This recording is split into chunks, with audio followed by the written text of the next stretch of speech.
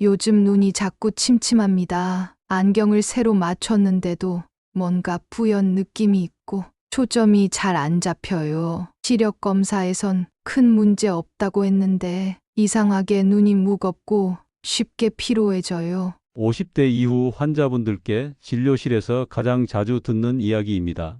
예전엔 책을 오래 봐도 괜찮았고 밤에 운전해도 불편함이 없었는데 어느 순간부터 눈이 쉽게 피로하고 저녁이 되면 시야가 탁해지고 심지어 안경을 껴도 잘 안 보이는 느낌이 반복된다는 분들이 많습니다. 그런데 더 답답한 건 안과에 가서 시력 검사, 안악 검사, 안구건조 검사까지 해봐도 큰 이상은 없다. 나이 드셔서 그런 겁니다. 라는 말만 듣게 된다는 점이죠.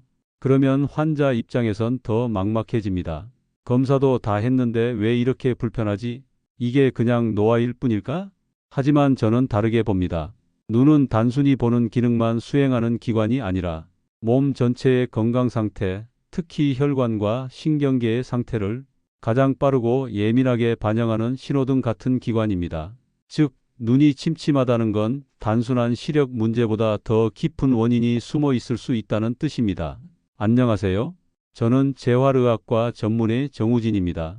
20년 가까이 만성 피로, 자율신경 질환, 생활습관 관련 질환을 진료해 오면서 눈이 침침하다는 증상 뒤에 숨어 있는 몸 전체의 경고 신호를 수없이 보아왔습니다. 눈은 특히 세 가지 시스템과 밀접하게 연결돼 있습니다. 하나는 미세혈류, 즉 눈 안쪽에 있는 가느다란 모세혈관의 흐름. 두 번째는 자율신경계, 특히 초점 조절과 망막 자극에 반응하는 신경 조절 시스템.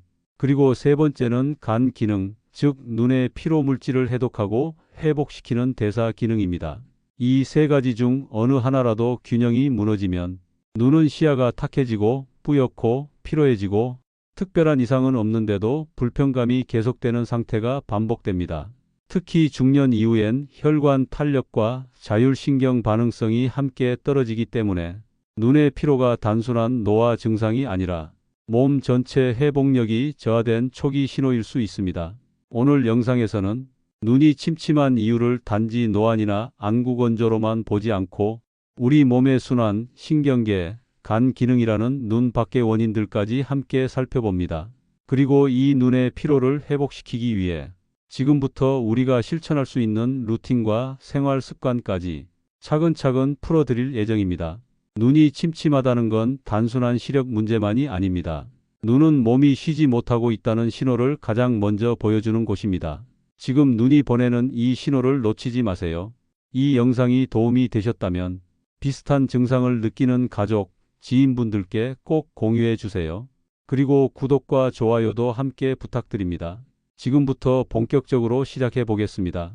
많은 분들이 눈이 침침하거나 뿌옇다고 느끼면 먼저 안경 도수를 의심하거나 안구건조증을 생각하십니다. 그리고 시력 검사, 안악 검사, 굴절 검사 같은 기본적인 안과 진료를 받으러 가시죠.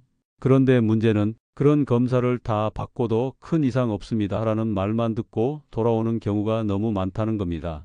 그럴 땐 대부분 그냥 나이 들어서 생기는 일로 생각하고 넘어가게 되는데요. 그게 꼭 맞는 해석은 아닙니다.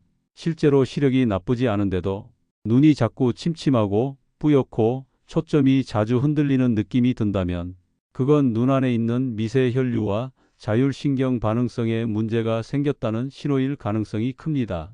눈은 단순한 카메라 렌즈가 아닙니다. 눈 안에는 수많은 미세혈관이 분포돼 있고 그 안을 흐르는 혈액이 산소와 영양을 실어 나르고 그걸 시신경이 받아서 시야를 형성하는 복잡한 시스템입니다. 이 중 어느 하나라도 순환이 나빠지거나 신경 전달이 지연되면 당장 시력은 정상이더라도 보는 감각 자체가 흐릿하고 탁하게 느껴지는 것입니다. 이걸 가장 많이 호소하는 분들이 바로 50대 이후 특히 장시간 스마트폰이나 컴퓨터를 보시는 분들입니다. 눈이 과도하게 긴장한 상태에서 근육은 쉽게 피로해지고 순환은 떨어지고 자율신경은 회복 모드를 못 찾은 채 계속 초점 유지만 반복하게 됩니다. 이런 상태에서는 눈의 망막세포가 충분히 쉬지 못하고 밤에 잘 자도 회복이 되지 않으며 아침부터 뿌연 시야로 하루를 시작하게 되는 겁니다. 또 하나 중요한 원인이 있습니다. 바로 자율신경 조절력의 저하입니다.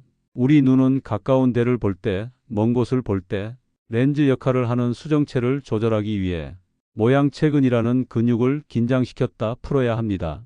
그런데 이 근육의 조절은 자율신경, 특히 부교감신경의 작용에 따라 움직입니다.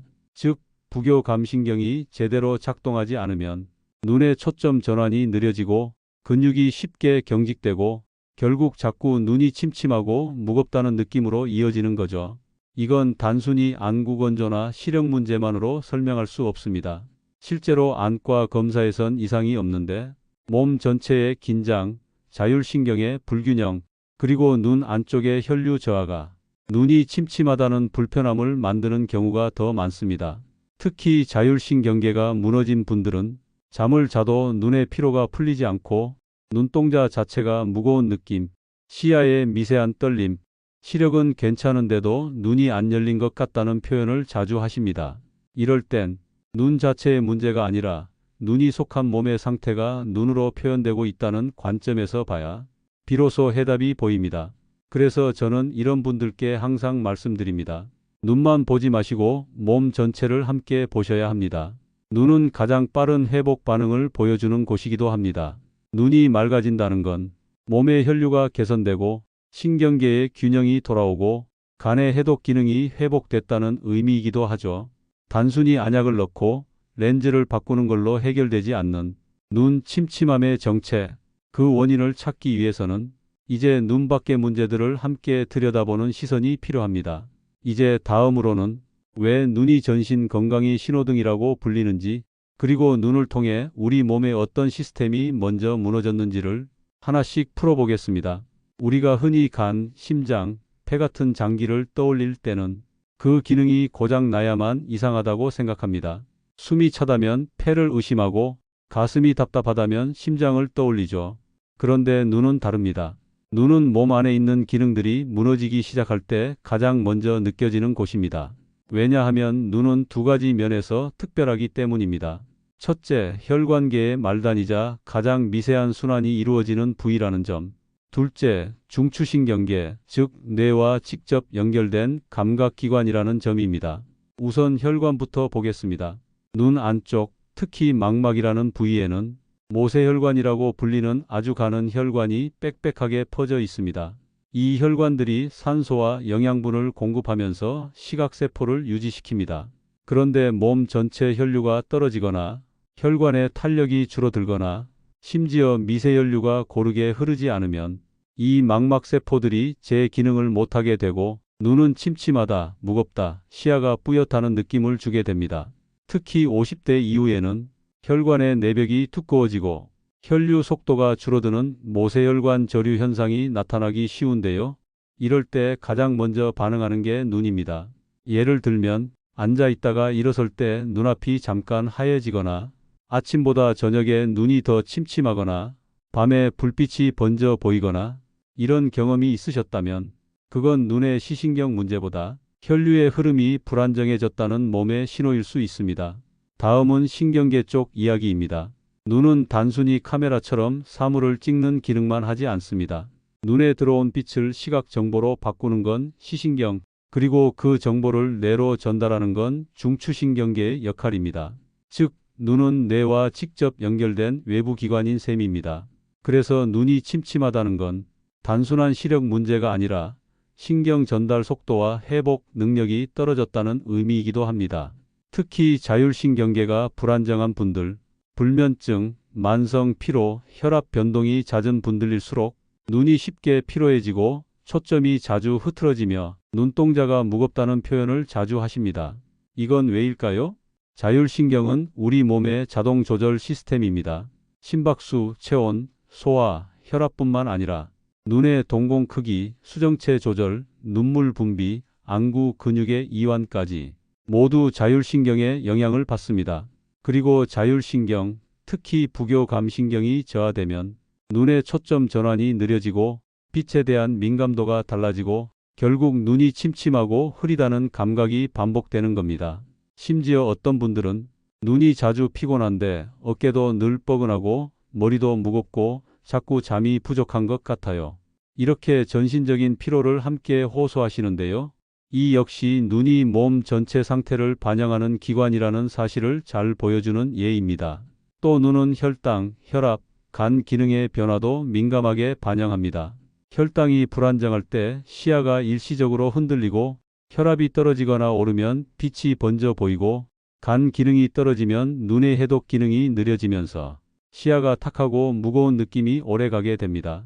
결국 눈은 단독 기관이 아닙니다. 눈은 몸 전체의 혈관계와 신경계가 얼마나 안정되어 있는지를 보여주는 거울 같은 기관입니다. 그래서 눈이 침침하다는 건 그 자체로 병일 수도 있지만 몸 어딘가의 순환과 조절 시스템이 흔들리고 있다는 초기 신호일 수도 있다는 걸 꼭 기억하셔야 합니다. 단순히 안약만 넣고 넘어가기보다 지금 내 몸의 혈류 흐름, 신경 반응성, 수면과 회복의 리듬까지 함께 점검해 보는 게 눈을 살리는 가장 빠른 길일 수 있습니다. 이제 다음으로는 왜 자율신경계가 무너지면 눈부터 피로해지고 흐려지는지, 그리고 회복의 열쇠는 어디에 있는지 자세히 설명드리겠습니다. 눈이 침침하고 쉽게 피로해지고 자꾸 건조해지는 느낌이 반복되는데 병원에서는 큰 이상 없다는 말을 들으셨다면 그건 구조적인 문제보다 기능적인 변화, 특히 미세혈류 이상이 시작됐다는 신호일 수 있습니다. 많은 분들이 모르고 계신 사실 중 하나가 눈은 우리 몸에서 미세혈관이 가장 조밀하게 분포된 곳이라는 점입니다. 망막, 시신경, 그리고 안구 주변의 조직들은 머리로 향하는 혈류 중에서도 가장 세밀한 조절을 필요로 하는 부위입니다. 그 이유는 단순합니다. 눈은 정밀한 감각기관이기 때문입니다. 수많은 시각세포들이 계속해서 빛을 인식하고 그 정보를 뇌로 보내야 하는데 이 과정에는 엄청난 양의 에너지와 산소가 필요합니다. 그걸 담당하는 게 바로 모세혈관이죠. 그런데 문제는 이 모세혈관은 아주 가늘고 예민해서 조금만 혈압이 흔들리거나 몸이 긴장 상태에 들어가면 바로 수축하거나 혈류가 느려집니다. 이럴 때 나타나는 증상이 바로 눈이 뻑뻑하다, 침침하다, 눈앞이 약간 뿌옇다, 초점이 금방 흔들린다는 느낌입니다. 특히 50대 이후에는 혈관 내벽이 두꺼워지고 모세혈관이 조금씩 손상되기 시작하면서 눈 안쪽의 혈류가 고르게 흐르지 않게 됩니다. 이때 눈은 즉각적으로 반응하죠. 침침하다, 피곤하다, 눈이 쉽게 무겁다, 자고 일어나도 시야가 개운하지 않다. 이런 말들이 나오는 겁니다.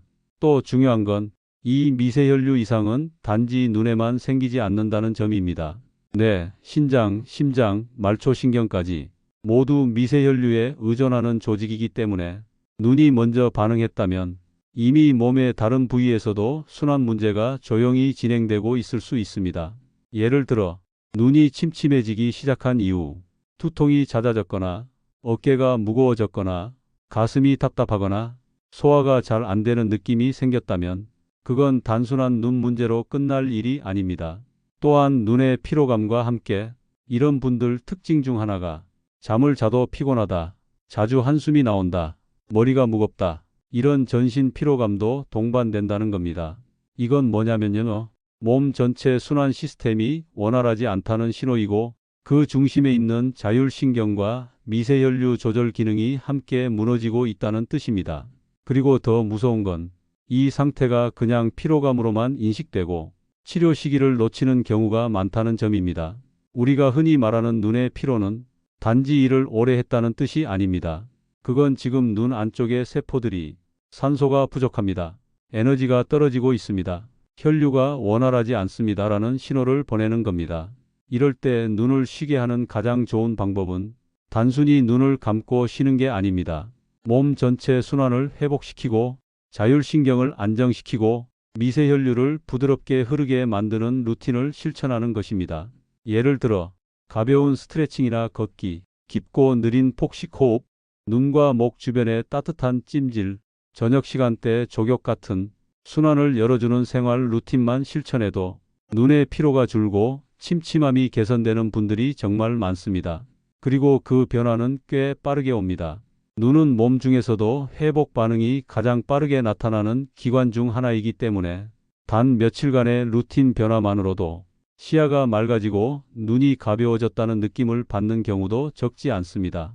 정리하자면 눈이 자주 침침하고 피로한 상태가 반복될 때 단순히 노안이나 피로로만 생각하지 마시고 몸 안의 미세혈류 순환이 무너지고 있는 건 아닌지, 지금 눈이 몸 전체 순환의 이상을 대신 알려주고 있는 건 아닌지 한 번쯤 점검해 보셔야 합니다.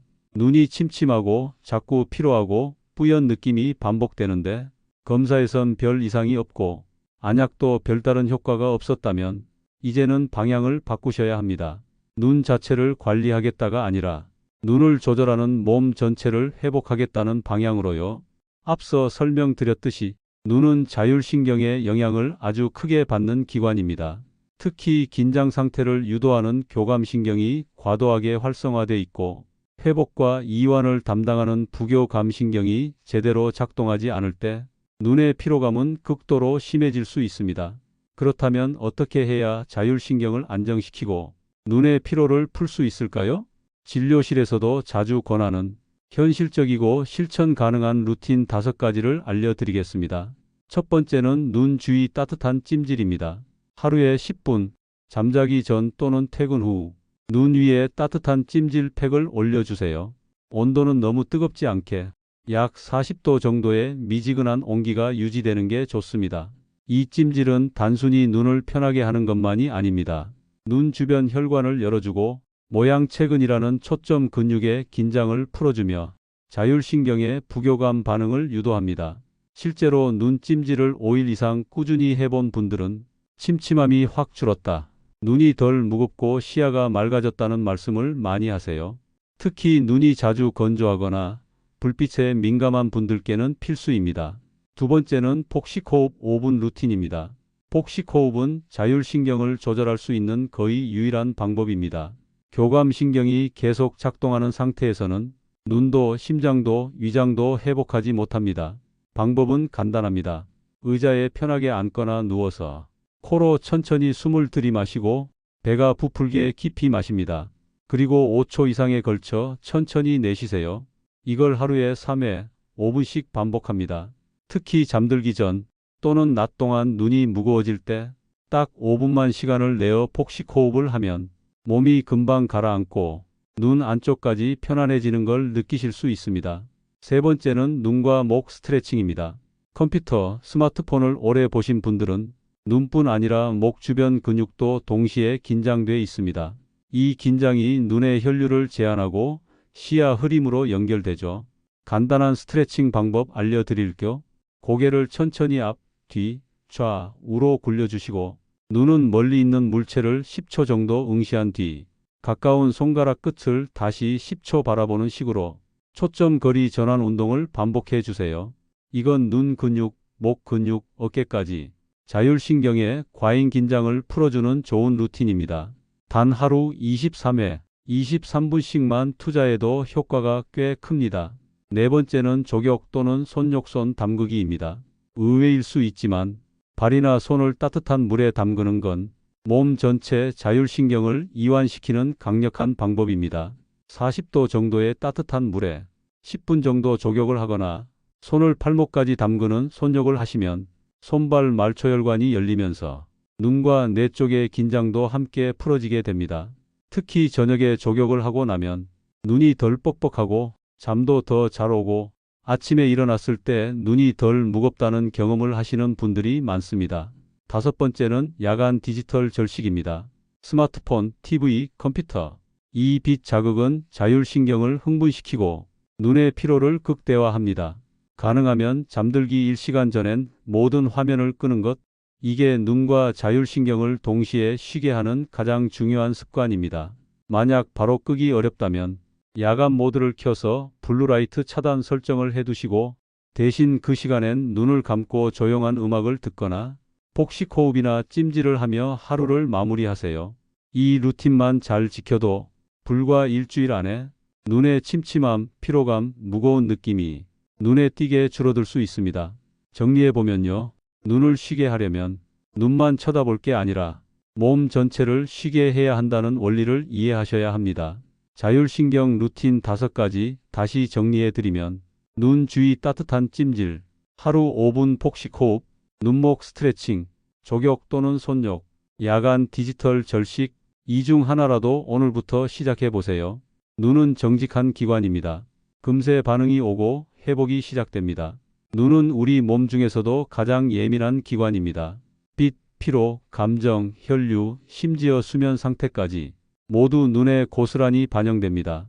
그래서 눈이 자주 침침하고 무겁고 흐려지는 건 단순히 노안이나 피로 때문이 아니라 몸 전체 시스템이 회복하지 못하고 있다는 신호일 수 있습니다.